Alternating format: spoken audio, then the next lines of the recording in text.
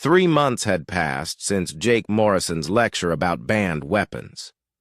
The Galactic Naval Academy continued its daily routine of classes, training exercises, and diplomatic events. Students from across the galaxy learned together, though the humans still faced subtle mockery from their alien classmates.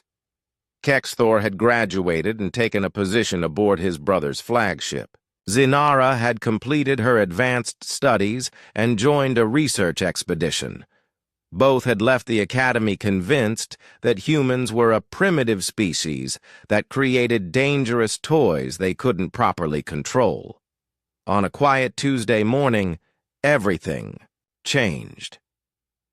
Admiral Lisa Carter was reviewing training reports in her office on Earth when her communication device began flashing red. Emergency signals came from the deepest reaches of space where few ships normally traveled. The void sector was known for strange gravitational effects and ancient ruins that most species preferred to avoid. Admiral Carter, her aide lieutenant, Ben Phillips said as he rushed into the office. "We're receiving multiple distress calls from the void sector. It's a joint exploration fleet from several worlds." Lisa activated her main display screen. The image showed a star map with the void sector highlighted in red. Multiple ship signals appeared as blinking dots, but they were moving erratically, like insects trying to escape from a glass jar. "What kind of exploration fleet?" Lisa asked. "Mixed species, ma'am. Drakmor battleships, Veltar research vessels, and support ships from 6 other worlds. They were investigating reports of ancient technology." Lisa frowned. The void sector was restricted space according to most galactic charts. Any expedition there would need special permission and heavy military support. "Show me the distress messages." The first transmission crackled with static. A familiar voice came through the speakers, though it sounded strained and desperate. "This is Admiral Vexthor of the Drakmor Imperial Fleet. We have encountered an unknown artifact of immense power. Our weapons are ineffective, requesting immediate assistance from any ships in range." Lisa recognized the name. Vexthor was Kexthor's older brother, one of the most arrogant commanders in the Drakmor military. For him to ask for help meant the situation was truly desperate. The second message came from a Veltar vessel. "Crystal mine to any receiving stations. We have awakened something that should have remained dormant. The artifact is learning from our attacks and growing stronger. Our computational models show complete system failure within 72 hours. "How far is the void sector from here?" Lisa asked. 4 days at maximum speed, Admiral." Lisa studied the star map more carefully. The affected area was expanding. Whatever the exploration fleet had found was not staying contained to one location. Over the next 6 hours, more transmissions arrived. Each one painted a worse picture than the last. The unknown artifact had begun emitting energy pulses that were systematically destroying everything in nearby space. Entire asteroid fields were being reduced to dust. Small moons were cracking apart. The gravitational effects were reaching across multiple star systems.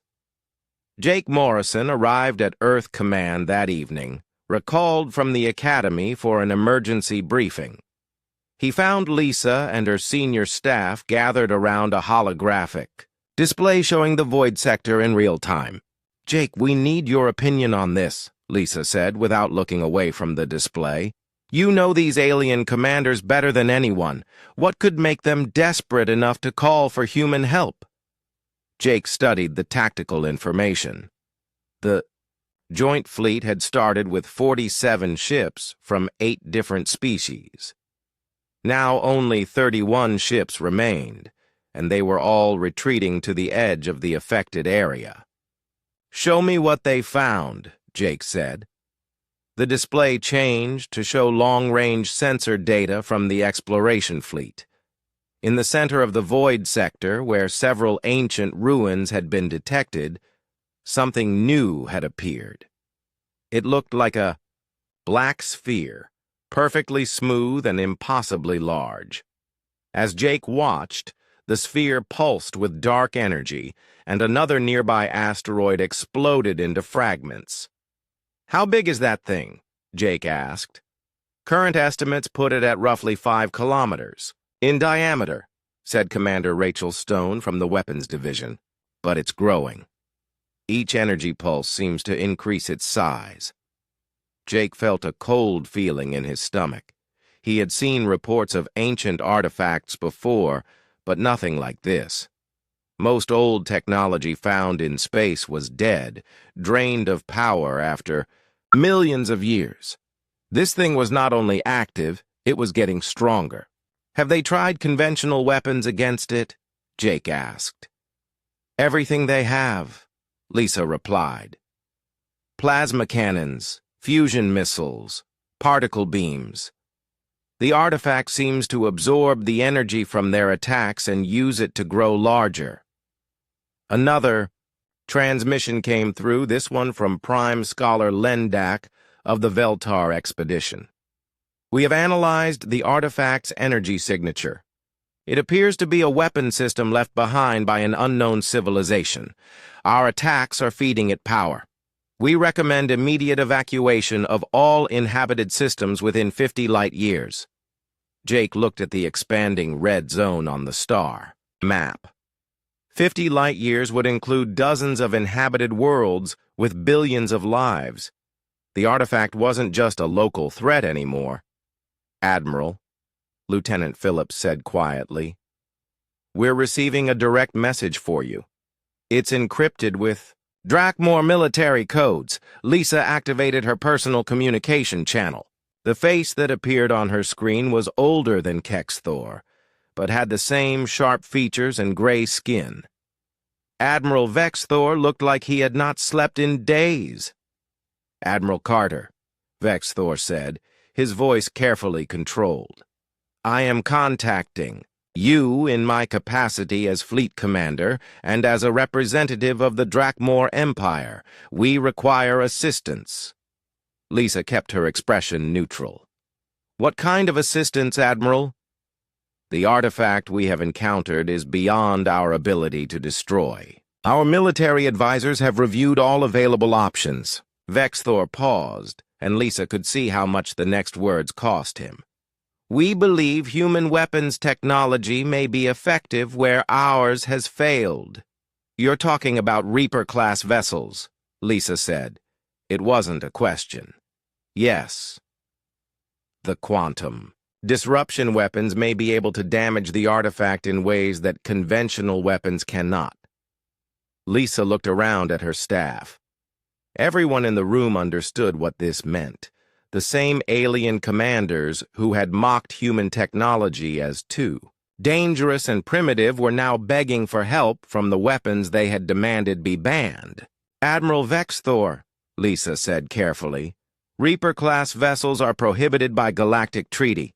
Even if we wanted to help, deploying such weapons would require authorization from the Galactic Council." "Admiral Carter," Vexthor replied, "if this artifact is not stopped, there may not be a Galactic Council left to authorize anything. We estimate it will reach inhabited space within 6 days." The transmission ended, leaving Lisa and her staff in silence. Jake walked closer to the holographic display, studying the expanding threat zone. "How many people live in the affected area?" he asked quietly. "Current estimates put it at 8 billion across 43 different worlds," Commander Stone replied. Lisa made her decision. "Phillips, prepare a message to the Galactic Council emergency session. Tell them we need an immediate vote on temporarily lifting the Reaper ban." "Yes, ma'am." "Stone, how quickly can we get the Silent Thunder ready for combat?" "Operations?" Rachel Stone checked her data pad. "The ship has been in mothballs for 2 years, but the crew has been maintained on active status. We could have it operational within 18 hours. Make it 12 hours, Lisa ordered. Jake, I want you to brief Captain Phillips on everything. You know about the alien commanders in that fleet. If we're going to work with them, we need to understand how they think. As the staff dispersed to carry out their orders, Jake remained staring at the holographic display. The black sphere pulsed again, and another section of asteroid field vanished into dust. Somewhere out there, alien students who had once laughed at human weapons were watching their most powerful ships flee in terror from something their conventional weapons could not touch. Jake wondered if they were still laughing now. He doubted it. The galaxy was about to learn why humans had banned their own most effective weapons, and why sometimes the most dangerous thing you could do was to use a tool that worked exactly as designed. Fleet Admiral Tony Martinez stood on the bridge of the UES Retribution as it dropped out of hyperspace. Around his flagship, 200 human warships materialized in perfect formation. They had traveled for 3 days to reach this moment. Before them lay Vorth Prime, the military headquarters of the Krex Empire. The massive space station orbited a dead world, surrounded by defensive platforms and patrol ships. It was supposed to be impossible to attack. "Admiral," reported Commander Beth Taylor from her tactical station, "I'm reading over 300 enemy vessels. They're moving to intercept us." Martinez smiled grimly. The Council had no idea what was about to hit them. "All ships, this is Admiral Martinez. Execute Thunder 1. Across 3 different star systems, the human assault began simultaneously. Martinez had split Earth's forces into 3 fleets, each targeting a crucial Council stronghold. While he attacked Vorth Prime, Admiral Kate Sullivan was hitting the Zephyrian trade station, and Admiral Jack Chen was leading the assault on the Council's main headquarters. At Vorth Prime, the first shots came from Captain Joe Parker's stealth destroyer, UES Shadow. The small ship had been invisible to Council sensors, hiding in the asteroid field near the station.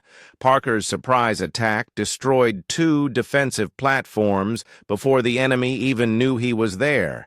"Now!" Martinez shouted.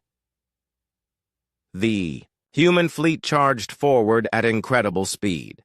The Retribution-class dreadnoughts led the attack, their massive hulls gleaming in the light of Vorth Prime's star. Behind them came heavy cruisers, fast destroyers, and clouds of fighter craft. The Krex defenders tried to form a battle line, but human tactics shattered their formation immediately. Instead of attacking in straight lines like traditional space armies, human ships moved in complex patterns that confused the enemy computers. Captain Steve Barnes, commanding the UES Retribution, targeted the station's main weapons platform. His ship's new gravitational torpedoes bent space itself, creating weapons that could not be stopped by any shield technology. "Direct hit," called his weapons officer. "The platform is breaking apart." At the same time, Captain Chris Johnson led. His fighter squadrons threw the enemy fleet like hawks hunting mice. Human pilots had trained in Earth's atmosphere, learning to fly through storms and navigate by instinct. Against alien pilots who relied on computers, they were unstoppable. Johnson's fighter screamed between 2 Krex battleships, firing plasma, bolts that found weak points in their armor. Behind him, 20 more human fighters followed his lead, turning the massive enemy ships into floating wrecks. "This is Falcon Leader," Johnson reported over the radio. "Enemy formation is breaking up. They can't match our maneuvers." The battle at Vorth Prime lasted only 4 hours. When it ended, the mighty Krex military base was a field of debris floating in space. Over half the Council's military leadership had been killed in the attack. 200 light-years away, Admiral Sullivan was achieving similar success at Commerce. Station Beta 7. The Zephyrian defenders had expected a long siege. Instead, human ships appeared from multiple directions at once, using jump technology the aliens didn't understand. Sullivan's fleet included dozens of ships designed specifically for this battle. Human engineers had studied Zephyrian technology for years and built weapons to exploit every weakness. "Target their power cores," Sullivan ordered. "Show them what happens when you threaten human colonies." The Zephyrian ships were fast and maneuverable, but they couldn't match human creativity. Lieutenant Commander Amy Foster had developed electronic viruses that could infect enemy computer systems through their own communication networks.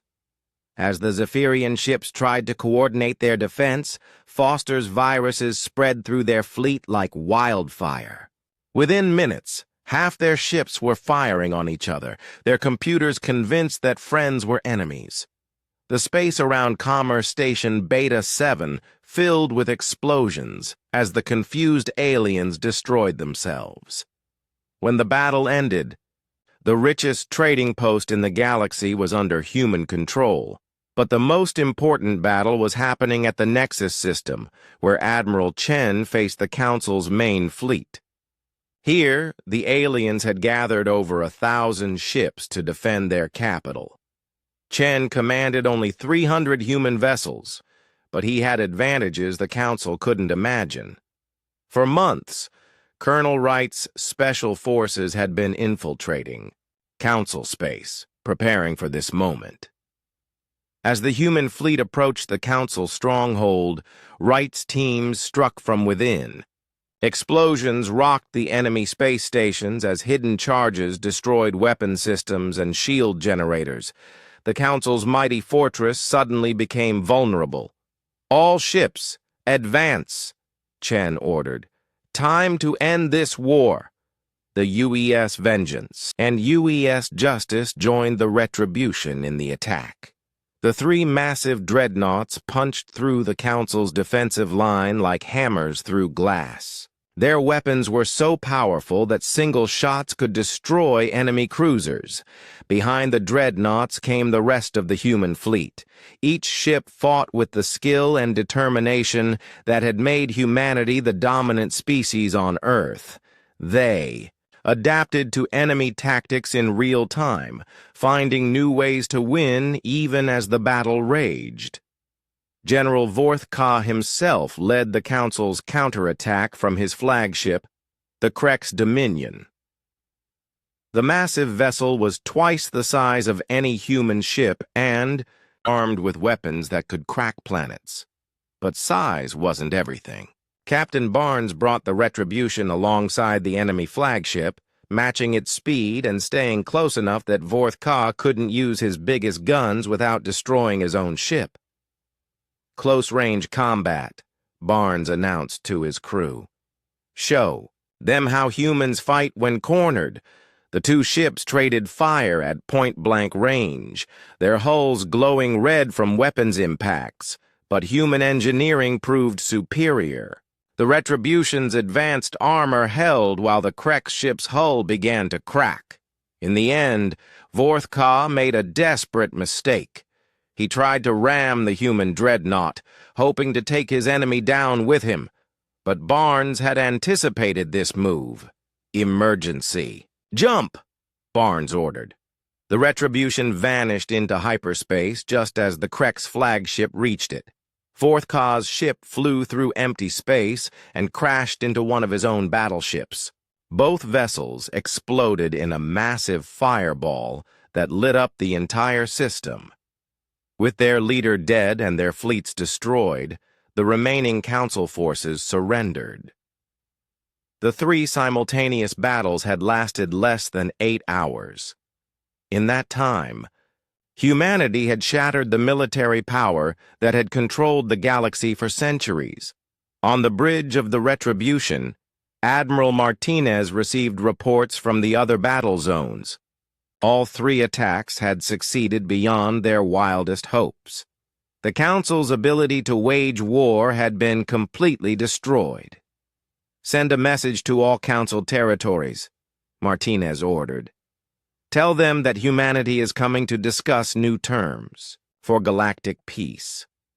The galaxy was about to learn that when humans spoke of peace, they meant it, but they would enforce that peace with the thunder of their warships if necessary. The morning sun of Kepler Prime cast long shadows across the marble floors of the Galactic Naval Academy. Captain Jake Morrison walked through the wide hallways, his boots clicking against the polished stone. Students from dozens of different worlds hurried past him, their alien forms creating a colorful mix of scales, fur, and crystalline skin. Jake had been teaching at the academy for 3 years now.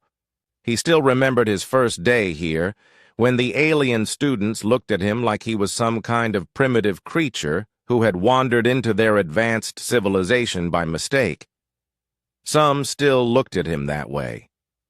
He entered Classroom 7, where his advanced combat theory class was waiting. 24 students sat in curved rows, their different body types requiring specially designed chairs and desks. The Drakmore students, with their thick gray skin and sharp teeth, took up the back rows. They always sat together, like a pack of wolves watching for weakness. In the front row sat the Veltar students, their bodies made of living crystal that caught and reflected the room's light. They were brilliant thinkers, but they looked down on any species that didn't share their computational abilities. Between them sat students from a dozen other worlds, each thinking their own species was the best in the galaxy. Jake set his teaching, materials on the desk, and looked out at the class. Today we're going to discuss restricted weapons technology, he said. Can anyone tell me why certain weapons are banned by the Galactic Council? A Veltar student named Zin-Ara raised her crystalline hand. When she spoke, her voice had a musical quality that came from sound passing through her crystal body. Restricted weapons are banned because they cause unnecessary destruction or violate the principles of civilized warfare. Good answer, Jake said. But what makes a weapon too dangerous to use? Kexthor, the Drakmore prince sitting in the back, let out a low growl that passed for laughter among his people. Any weapon too dangerous for its creator to control should never have been built in the first place. Only a foolish species would create something they couldn't handle. Several other students nodded in agreement. Jake had heard this attitude before. Most alien species believed that if you were smart enough to build a weapon, you should be smart enough to use it safely. Humans took a different approach. Interesting point, Jake said calmly. Let's look at a specific example. The human-designed ships known as Reaper vessels. The room went quiet. Every student in the academy knew about the Reaper ban. It was one of the most famous examples of the Galactic Council stepping in to prevent a species from using their own technology. Jake activated the holographic display in the center of the room. A three-dimensional image of a sleek, dark ship appeared, rotating slowly in the air. It looked smaller than most military vessels, but something about its design made it seem threatening. The Reaper-class ships were developed by human engineers.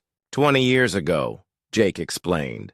They were banned after their first combat use. Can anyone tell me why? Zin-Ara's crystal body flickered with different colors as she processed information. The ships used quantum disruption weapons. The technology was deemed too unstable for practical military use. Not unstable, Jake corrected. Too effective. Kexthor stood up from his seat, his massive frame casting a shadow over the smaller students in front of him.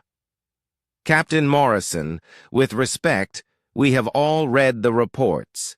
The human ships were banned because they were dangerous to operate. Your own species requested the ban because you couldn't control your own weapons. Other students began to murmur in agreement. Jake had seen this reaction many times. To most alien minds, the idea that humans would voluntarily give up a military advantage made no sense.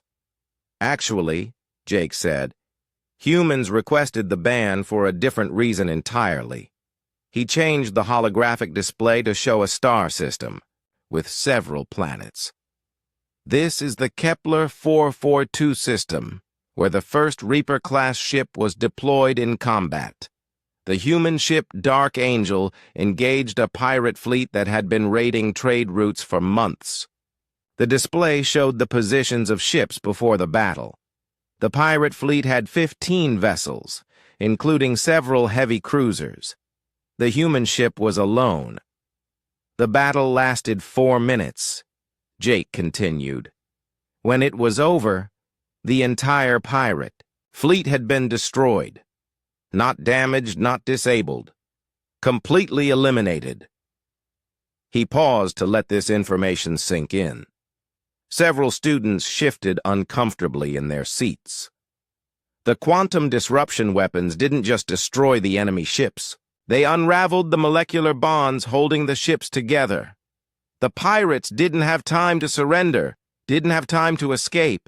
One moment they were there, the next moment they were scattered atoms. Kexthor crossed his arms over his broad chest. So the weapons worked exactly as designed. Why would humans give up such an advantage? Jake looked directly at the young Drakmor prince. Because we realized we had created something that ended fights too quickly. Wars need to have the possibility of surrender, of negotiation, of mercy. Our Reaper ships removed all those options. A student from the insect-like Zephyrian species clicked her mandibles together in what Jake had learned was their equivalent of laughter. Captain Morrison, you expect us to believe that humans gave up a superior weapon because it was too good at winning? I expect you to understand that winning and destroying everything in your path are not the same thing, Jake replied. Zinara's crystal body pulsed with a red glow, indicating deep thought. But surely a more advanced species would have developed better control systems, better safety protocols. The fact that humans couldn't safely operate their own technology suggests a fundamental flaw in the design process. Jake shook his head. The technology works perfectly, every time. That's exactly the problem. He changed the display again, showing technical specifications that made several students lean forward with interest. The quantum disruption array operates by temporarily destabilizing the strong nuclear force in a controlled area of space. This causes atomic nuclei to break apart, releasing massive amounts of energy. But that's impossible to control precisely, Zinara said, her musical voice rising in pitch with excitement. The quantum effects would cascade unpredictably. Exactly, Jake said. Which is why the weapons have a 100% kill rate against any target they're used on. No partial damage, no disabled ships that can be repaired later. Complete molecular dissolution. The room was silent now. Even Kexthor had stopped his casual posturing and was paying attention. Jake walked closer to the students. Other species look at Reaper technology and see poor engineering because it can't be precisely controlled. Humans look at it and see a tool that's too final, too absolute for most situations where you might need to use force. Your species created weapons so crude that even you fear them, Kexthor said, but his voice lacked the mocking tone it had carried earlier. Jake smiled, slightly. Fear isn't the right word. Respect might be better. Some doors once opened cannot be easily closed again. The bell chimed, indicating the end of class. Students began packing their materials and filing out of the room. As Kexthor passed Jake's desk, he paused. "Captain Morrison," the young Drakmor said quietly, "do any of these Reaper ships still exist?" Jake looked up at the alien prince. "That's classified information, student. But I will say this. Just because something is banned doesn't mean it stops existing." Kexthor nodded slowly and left the room. Jake watched him go, wondering if any of his lessons about the responsibility that came with power would stick. In his experience, most young beings had to learn the hard way that strength without wisdom was just another form of weakness. He gathered his materials and headed for his next class, not knowing that in 3 months, the galaxy would face a threat that would test everything he had tried to teach his students about the true cost of ultimate weapons. Captain Jake Morrison stared out the viewport of the UES Liberty as they approached Kepler 442b. The planet below looked peaceful, with its green continents and blue oceans. White clouds drifted across the surface like cotton balls. This was the third Verdani colony world he would visit this month, bringing medical supplies and food from Earth. "Captain, we're getting some strange readings," said Lieutenant Ben Tucker from the communications station. His voice carried worry. "I'm not picking up any of the usual radio signals from the surface." Morrison frowned. "The Verdani were always talking to each other. Their plant-like bodies used a form of chemical communication that humans had learned to translate into radio signals. The silence was wrong." "Try hailing the main settlement," Morrison ordered. He turned to Dr. Alex Turner, who stood beside him studying his tablet. "Doctor, have you ever known the Verdani to go completely quiet like this?" Dr. Turner shook his head. His face was pale. "Never. They communicate constantly, even when they sleep. They send out basic life signals to their neighbors." Ambassador Lisa Grant stepped forward from the back of the bridge. She had been looking forward to this diplomatic visit. The Verdani were humanity's first real friends among the stars.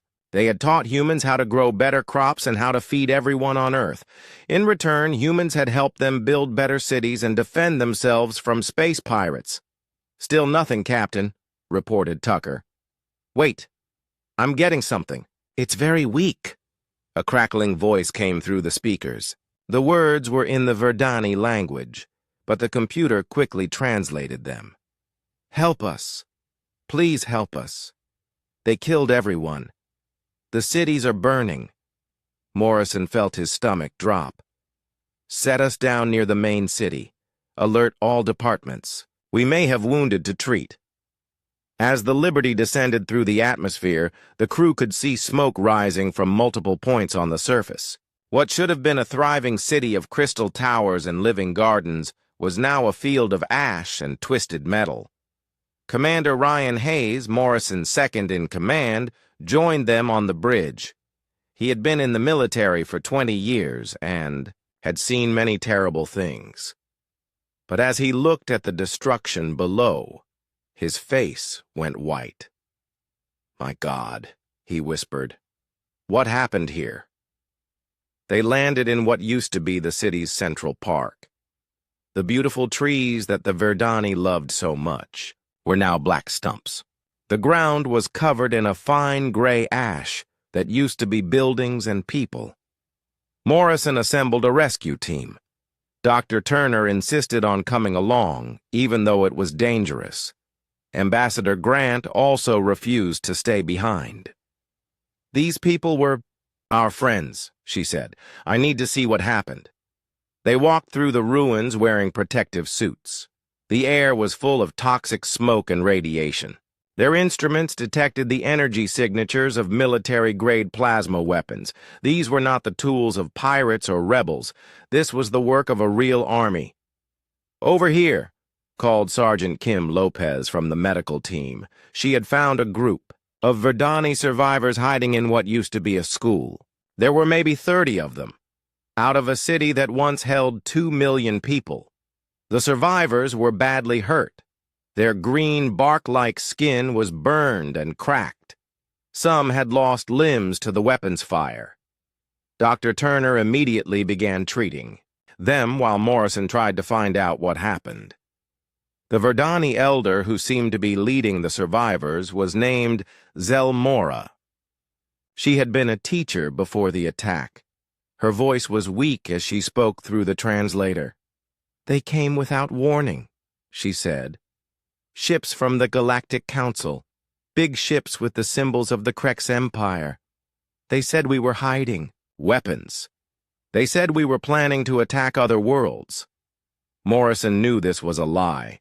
The Verdani were peaceful by nature.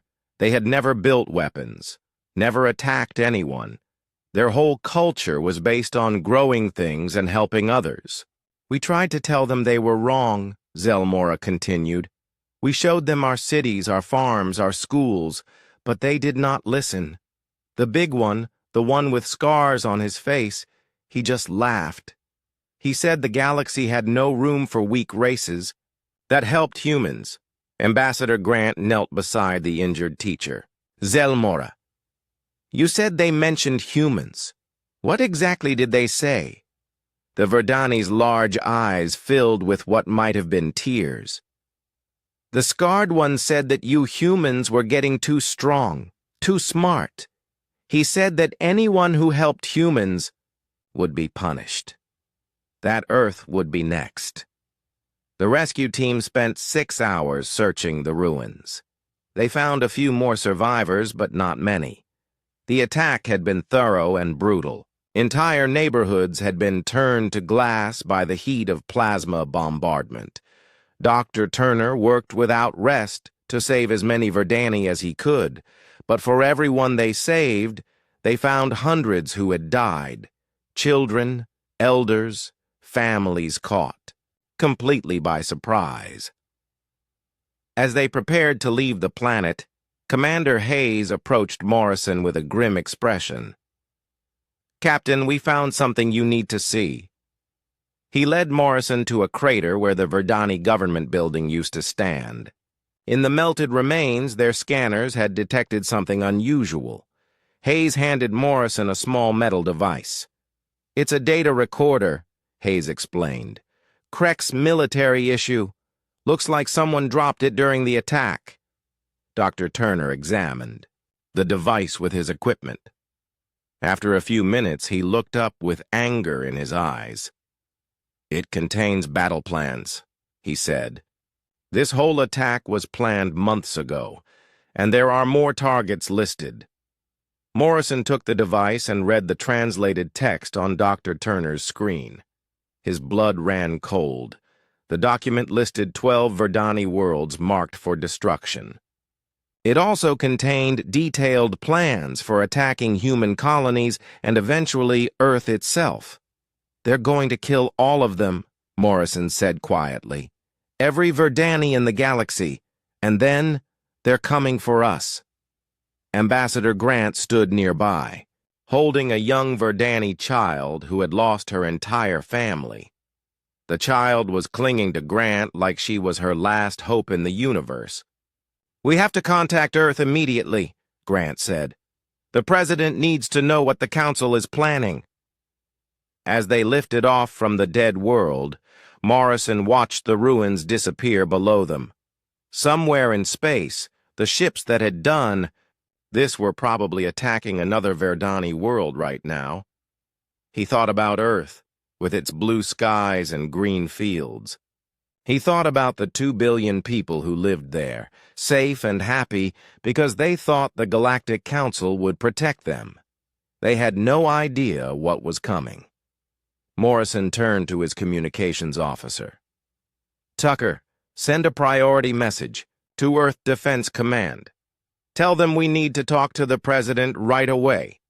The Liberty jumped to hyperspace, carrying its cargo of survivors and terrible news.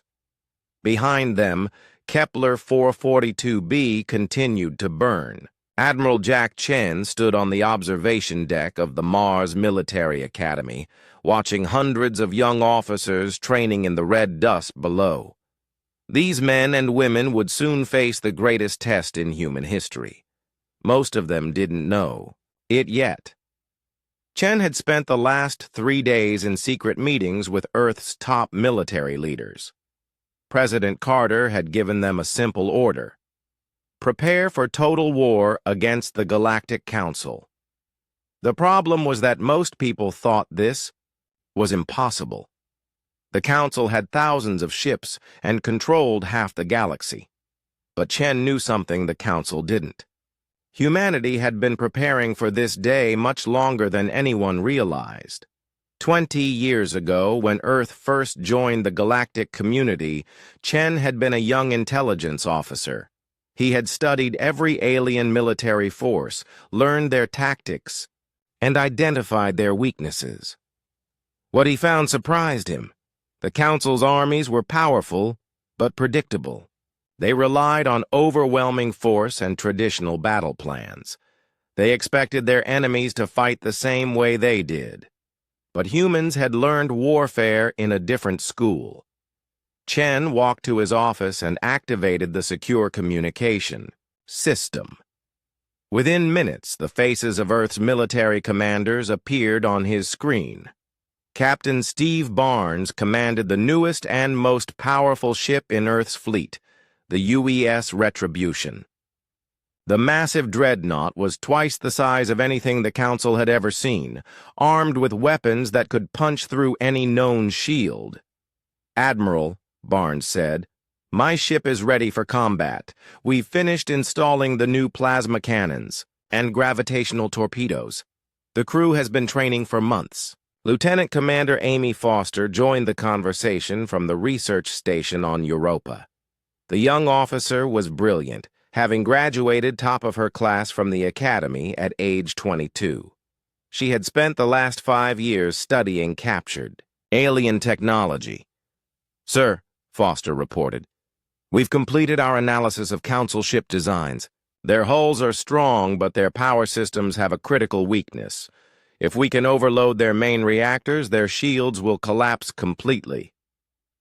Colonel Dan Wright appeared on screen from a location he couldn't reveal.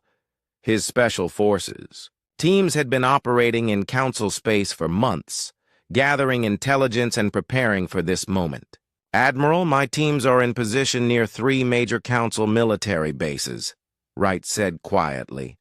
"We've identified their command centers, weapon storage facilities, and ship construction yards.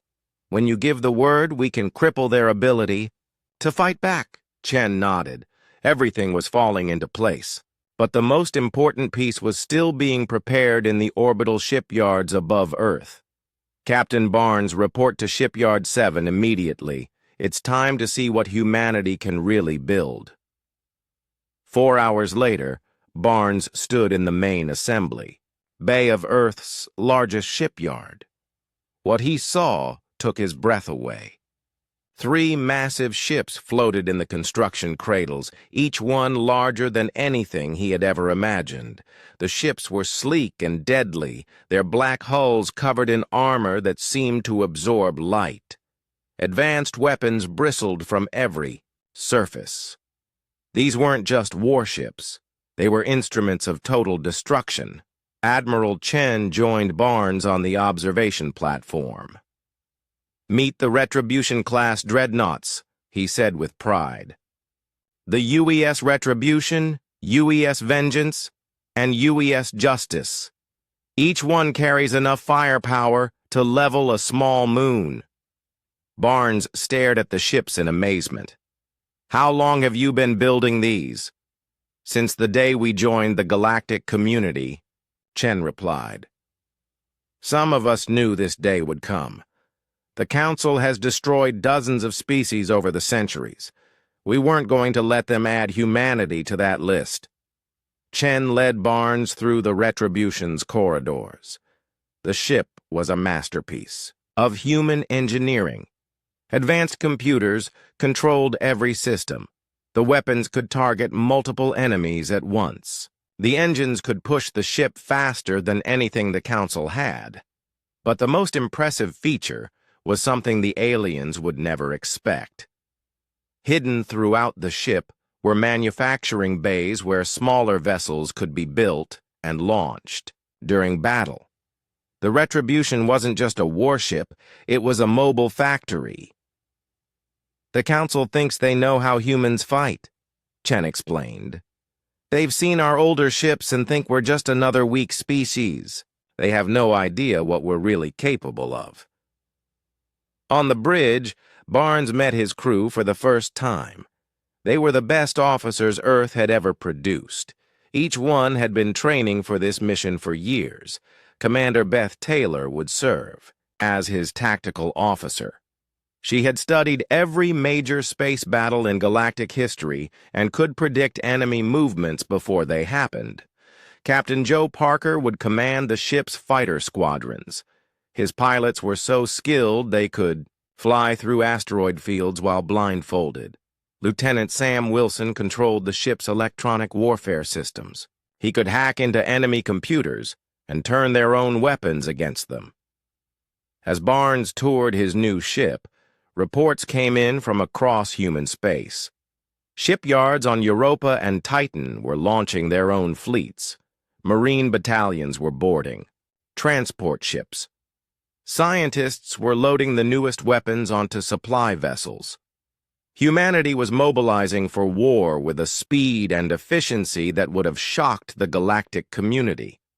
What looked like a peaceful farming and trading civilization was revealing its true nature. President Carter addressed the nations of Earth from the United Nations building in New York. Her speech was broadcast to every human colony and military base in the galaxy. "My fellow humans," she began, "for generations we have sought peace among the stars. We have traded fairly, shared our knowledge freely, and offered friendship to all who would accept it. Today, that peace has been shattered by those who mistake kindness for weakness." The president's voice grew stronger as she continued. "The Galactic Council has murdered our allies and threatened our homes. They believe we will submit to their demands out of fear. They are wrong. Humanity has never bowed to bullies, and we will not start now." Across human space, millions of people watched their leader declare war on the most powerful force in the galaxy. Some were afraid, others were angry, but all of them understood that there was no other choice. Admiral Chen received the final authorization, codes 30 minutes after the president's speech. Operation Thunderstrike would begin in 72 hours. He sent encrypted messages to Admiral Kate Sullivan, who commanded the main battle fleet, to Admiral Tony Martinez, who would lead the assault on the Council's headquarters, to every ship, captain, marine commander, and pilot in Earth's forces. The message was simple: the hammer falls at dawn. In his private quarters, Chen looked out at the stars and thought about the Verdani children who had died on Kepler 442b. Soon, their deaths would be avenged. The galaxy was about to learn why humans had conquered their own world in just a few thousand years. The Council had made one fatal mistake. They had given humanity time to prepare. That time was now up.